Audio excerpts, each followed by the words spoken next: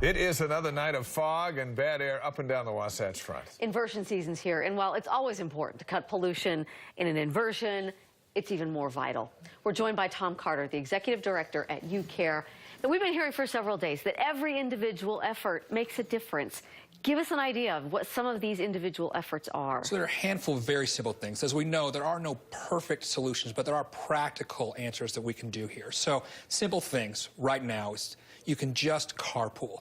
Or if you can stay home and telecommute, that's a great thing to do. If we could just ask people to turn on their car less during this time of year, that's fantastic.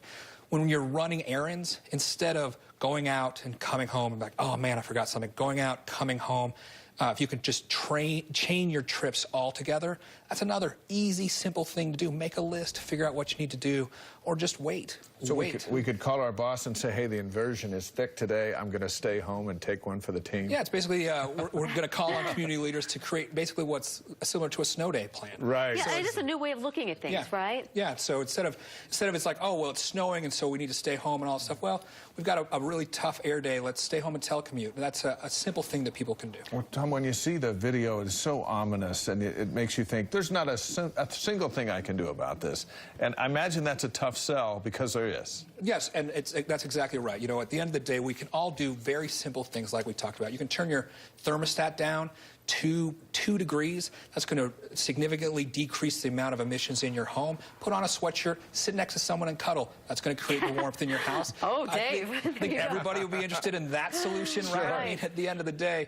But if everybody does their part just a little bit, then we're going to make a difference. Look, when the lid is on, it's on. And so our pollution doubles once the lid is on. So we need to make sure we're very aware of what we're doing. I've read an interesting thing on your social media page today.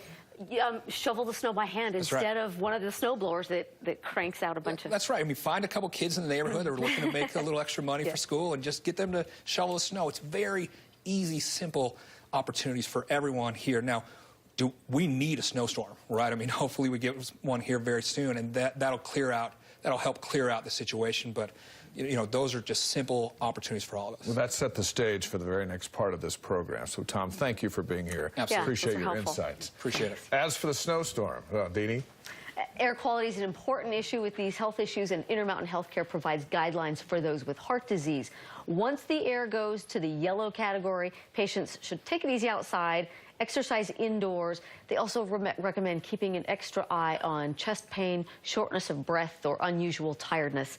When the air reaches orange category or worse, they say patients should plan outdoor activities in the morning when air quality is typically a little better. All right, Kevin, Tom's right here waiting for the answer to his question, what we need to snowstorm. Well, we've actually got a weak storm that's coming through as we speak, bringing a little bit of snow to the mountains of northern Utah. A stronger storm is on